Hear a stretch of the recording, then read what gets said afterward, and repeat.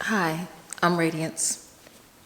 Usually you'll be joining me on a journey to delicious recipes that are foodie inspired, delicious, creative, simplistic, all that good stuff. But today we're gonna have another conversation.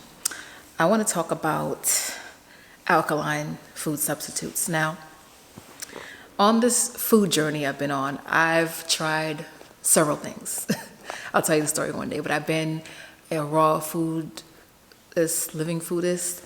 I've done vegan, I've done meat, I've done a lot of different types of food. I haven't been on every diet though, because I'm not a big fan of diets, and I've discussed that in a previous video, but I've tried a few things. And I would say that an alkaline way of eating is something that I still incorporate pretty heavily into, not just my meal planning and cooking, but it's so much a part of me that it's like, even as I'm cooking, I'm thinking of what I want to talk about, which is alternatives. So, if you're not familiar with the alkaline diet, you would look up Dr. Sebi. He believed and taught and, spread the word that, alkaline food, which is food that is not man-made, food that was coming from the earth or coming from God, or from the source, was the best food for you. And that a lot of the foods that have become popular as healthy that we eat today are not, 100% natural. Some of them are, man-made and or, like put together, spiced together, things of that nature. So I'm going to discuss some alkaline alternatives. And these are foods that I've actually tried out myself and used myself and pretty much enjoy. And just to give you some choices if you want to try some things. So the first thing is flour. Normally in baking, and I still use some of it, I'll use like a regular AP flour, all-purpose flour. There is also, whole wheat flour, there's pastry flour, there's different types of flour, but since I've actually been on this journey to better health and exploration of food, I can honestly tell you I have so many types of flour in my house. So specifically alkaline, I use spelt flour. I used kamut flour, and I use a white spelt flour and I use a white kamut flour. They're whole grain versions, but I use those especially when it comes to baking and things of that nature, so it can resemble, some of the foods I'm making more alkaline or even more plant-based. There is actually chickpea flour. Chickpea flour is amazing. I have a recipe on this channel for my chickpea crackers, so you can check that out. And what else? I've used blue corn flour. Blue corn flour is amazing. Now, just the word to the wise, if you're going to use it, it is very, very soft, like kamut flour. And it took me several tries the first time I used it, actually. Well, after the first time using it to make a muffin, or I was trying to create something baked, to realize that it was super, super soft and I had to pair it with something else. It didn't stand alone. It was a hot mess. It fell apart. It didn't crumble lovely. It just was a mess. So if you're going to use it, pair it with a spelt flour. There's something more dense. Oils. Oils that you can actually use, the two top oils I use specifically in cooking, in baking, are grapeseed oil and avocado oil. They both are good for heating or high heat points. They're good for frying. They're good for baking. They're good for cooking, sauteing. They are excellent, excellent, excellent. Now, it's not on the approved list, that is out there for Dr. Sebi, but olive oil actually can be used, but it's recommended not to heat it. And my recommendation would be to really look into your olive oil. A lot of the olive oils that are on our shelves today and that are, out there for general public to purchase are not even the best. I read a report a while ago that stated that a lot of the olive oils that are on market right now are actually rancid, even as we buy them. So my recommendation would be to look into where you're getting it from. Maybe someone that can get it from other countries that produce olive oil, and also look at the cost. Sometimes cost for foods, just as my belief, is a strong factor of sometimes how good that product is. So just look into that.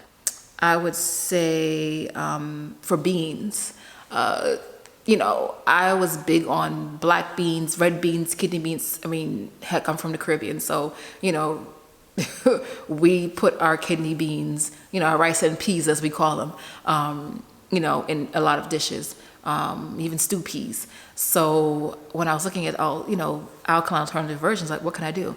So I use chickpeas. I use chickpeas for a lot of stuff. I mentioned the chickpea flour for my crackers, but I use chickpeas. Chickpeas are made for falafel. You can do like a version of that. And I have, one on this channel as well. And, you can curry them. I have that on this channel as well. I have a version of that for you to check out.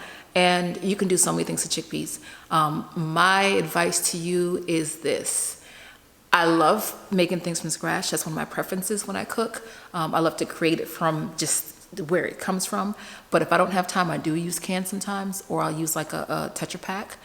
If you're gonna do falafel, or if you're just gonna use raw chickpeas, like dried, I should say, chickpeas, two things. You have to make sure you soak them at least a day or so. Then when you go to cook them, they're gonna smell. No, like seriously, they have like this stench that is unbelievable. So you may wanna burn candles or light some sage or something, because the stench of dried chickpeas when they're cooked, and it takes a while for them to soften, by the way. It takes a while, is something that is otherworldly. I don't know if I can describe it, but just be forewarned. So sometimes if that's what your preference is, you can use that, and also, help save one time for preparation. Sweeteners. So the sweeteners that I like to use, or I would recommend you using, are coconut sugar. You can use dates. I use that a lot in my smoothies. You can use date sugar. So there's dates, like raw medjool dates, right? Then you have date sugar, which looks like sugar. Just know that date sugar is not super sweet. It just really isn't super sweet.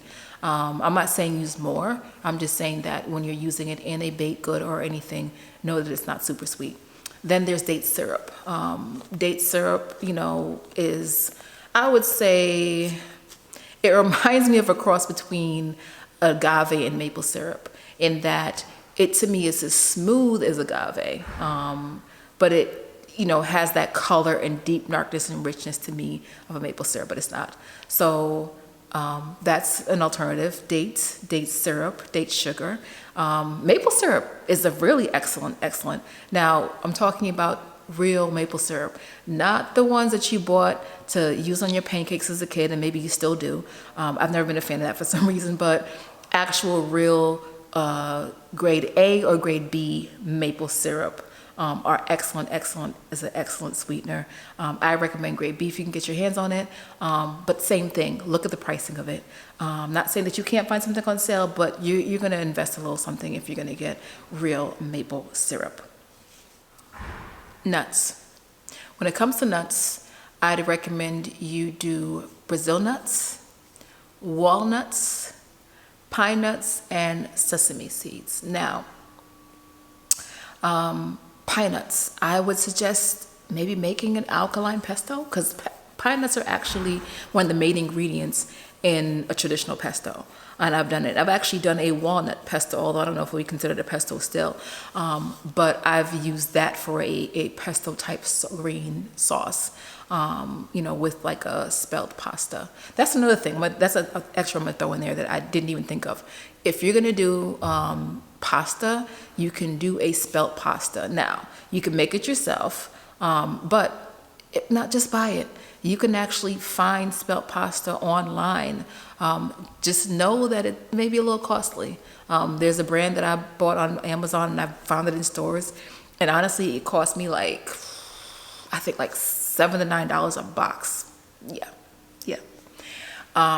Which is why I recommend making it, unless you're making the investment. But it was good pasta. Like when I tasted it, fresh pasta to me is just amazing. But this pasta definitely, was a good choice. Citrus. So there's two ways to look at citrus. Instead of lemons, you're going to use limes. I love limes, actually. I prefer limes. I don't even drink lemon water anymore. I used to in the morning when I rise. A lot of times when I do, water with citrus in it, I'll do lime water. When I go out to a restaurant, I'll order lime if it's possible. It's really refreshing. It's really good. So yeah, limes. And then as far as something like replacing an orange, if you can find a Seville orange or a sour orange, that's recommended as an alkaline alternative. And also pomelo. Pomelos they look just like grapefruits. They're grapefruits' cousins. And to me, I actually, funny enough, prefer pomelos to grapefruits. They're very similar. Just to me, pomelos are a bit sweeter. So that's what I recommend. When it comes to replacing like a cereal, like an oatmeal, now let's go to specific cereals. There are actual cereals on the market, like there's Kamut, or I think it's Kamut or Spelt Puffs. Whole Foods sells them. There's not much in them. Those are good alternatives.